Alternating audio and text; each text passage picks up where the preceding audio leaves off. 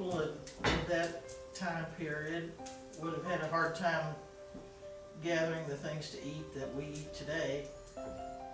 But they might have had some potatoes left from last year's garden, or sweet potatoes, some beans they had dried and shelled out, or they might have had what we call shuck beans, or leather breeches, that they would have picked like green beans and strung them up with a needle and thread and hung them up to dry. And this time of year, they would try to have saved enough. That would have been a good staple for them to soak in water, to swell back up, rehydrate. These are pieces of squash that have been dried, and the same way with them. You put them in water and turn them back into soft pieces of pumpkin-like squash. Apples they would have dried, and they've been soaking in water, they swell back up too. They could have had some greens, like poke, wild greens, or turnip greens from the garden last year. They probably had chickens, so they would have had eggs. They probably had a cow, so they would have had had some milk and able to make butter. That's what we're doing here in this little churn. Green onions may have already. They may have saved some hickory nuts from last year, some shelled out beans. Could have had a chicken or some sausage from a pig they had butchered back in the fall or the winter. Would you like to see the chicken?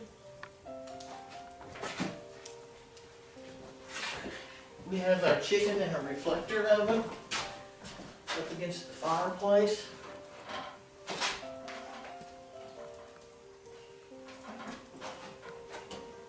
And on this end, you see the holes, and this skewer has a little spike on it that you just turn it one notch. Put it back up there. Move it close to the fire. You can always check on it too, this way, to see if you're turning it too soon or too late.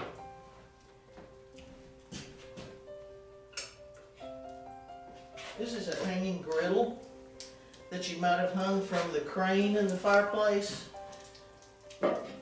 The blacksmith would have probably made this for you, a swinging crane.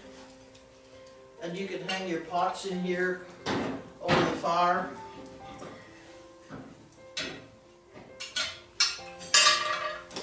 To fry sausage or cornbread. These are little S-hooks. This is called a trammel hook. Has little holes on this piece. It's adjustable. You can make a short hook. If you want to hang your food closer to the fire, you can move it down.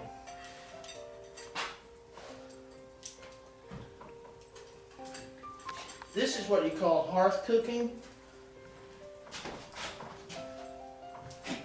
Excuse me. We reach here and get some nice hot coals and put them on the hearth, the rock hearth.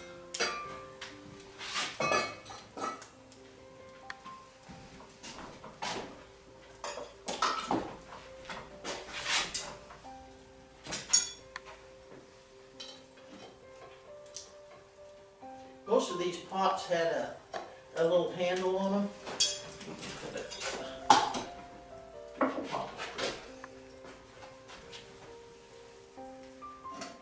You see it has 3 little legs, and you set it on there so you get the heat from the hot coals. You can also, it's good and hot inside, and you can bake things too by putting the hot coals on top of the lid. It has a little lip all the way around it to keep the hot coals on there.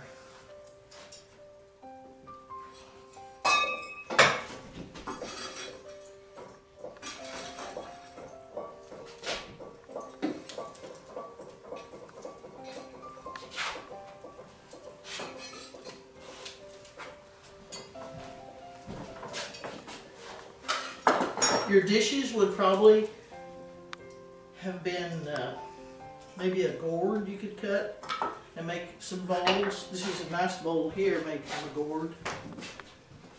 It's been cut off the bottom. Pottery, clay implements you could have. Maybe some metal like this. A wooden bowl would have been common. Wooden spoons and a wooden dipper.